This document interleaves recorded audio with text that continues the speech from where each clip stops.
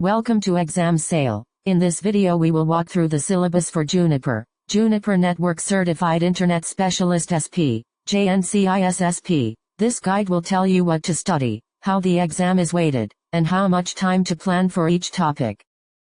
The JNCISSP exam is divided into 10 domains with explicit weights that guide your study plan. Border Gateway Protocol or BGP 15%, OSPF 15%, MPLS 15%, Protocol Independent Routing 10%, ISIS 10%, Layer 2 Bridging and VLANs 10%, High Availability 10%, Spanning Tree Protocols 5%, IPv6 5%, and Tunnels 5%. The exam mixes conceptual questions, scenario-based problems, and hands-on tasks depending on the domain. Use the percentages to prioritize study time and focus more on high-weight areas like BGP, OSPF, and MPLS.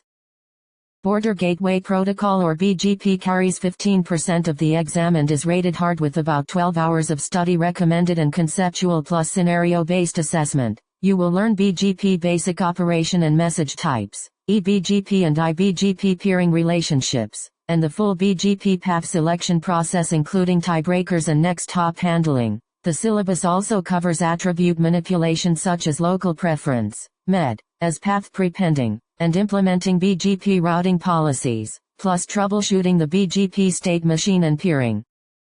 Open Shortest Path First or OSPF is 15% of the exam, medium difficulty, with roughly 10 hours suggested and conceptual plus scenario-based questions. You will study OSPF protocol operations including LSA types 1 through 5 and 7, area types like stub and NSSA, adjacency formation, and designated router election. The curriculum also compares OSPF 2 and OSPF 3, and covers route summarization and handling external routes for multi-area optimization. Multi-protocol label switching or MPLS is another 15% domain and is rated hard with about 14 hours of learning and hands-on plus conceptual assessment. Expect to learn MPLS fundamentals such as label switched path and label edge router concepts, and label operations like push, pop, and swap. The syllabus includes signaling with RSVP and LDP, plus CSPF and traffic engineering techniques for building and managing LSPs. Protocol Independent Routing makes up 10% of the exam, is medium difficulty, and requires about 8 hours of study with conceptual and scenario-based assessment. You will learn advanced routing features including static, aggregate, and generated route configuration, and handling Martian addresses and routing table filtering. The domain also covers Layer 3 load balancing, filter-based forwarding implementation, and routing instances and logical systems for specialized routing logic.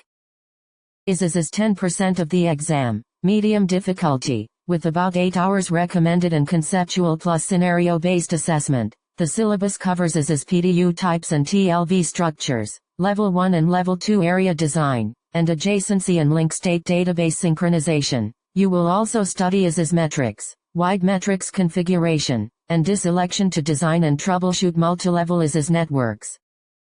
Layer 2 Bridging and VLANs accounts for 10% of the exam, is medium difficulty, and suggests about 6 hours of hands-on and conceptual study. Candidates learn carrier Ethernet concepts, VLAN tagging, and service provider bridging operations along with integrated routing and bridging interfaces. The syllabus includes Q&Q tunneling for VLAN stacking, bridge domains and virtual switches, and VLAN translation and mapping techniques. High Availability covers 10% of the exam, is medium difficulty, and requires around 6 hours with scenario-based assessment. You will study redundancy mechanisms such as graceful routing engine switchover and non-stop active routing, plus non-stop bridging concepts. The domain also includes VRRP and unified in-service software upgrade procedures to maintain forwarding during failures and software upgrades. Spanning tree protocols represent 5% of the exam, are medium difficulty, and need about 4 hours of study with conceptual and scenario-based assessment. You will learn rapid spanning tree protocol operations, multiple spanning tree protocol instances, and VLAN spanning tree behavior. The syllabus highlights BPDU protection, route protection, loop protection, and convergence tuning to prevent and resolve Layer 2 loops. IPv6 is 5% of the exam, rated easy, and requires about 4 hours of study with conceptual and scenario-based assessment. The content covers IPv6 address types and scope, neighbor discovery protocol, and stateless address auto-configuration. You will also learn how IPv6 integrates with routing protocols like OSPF3 and BGP and review IPv4 to IPv6 transition mechanisms. Tunnels account for 5% of the exam, are easy in difficulty, and suggest about 4 hours of scenario-based study. You will study IP-based tunneling such as GRE and IP over IP, plus tunnel interface configuration and MTU considerations. The domain also covers routing over tunnels and tunnel monitoring and troubleshooting practices used in service provider environments. Use the domain weights and estimated hours to build a study plan that emphasizes BGP, OSPF, and MPLS while reserving hands-on time for MPLS and BGP policy work. Balance reading with lab practice and scenario drills for the conceptual and scenario-based assessments. Good luck with your JNCISSP preparation and study smart.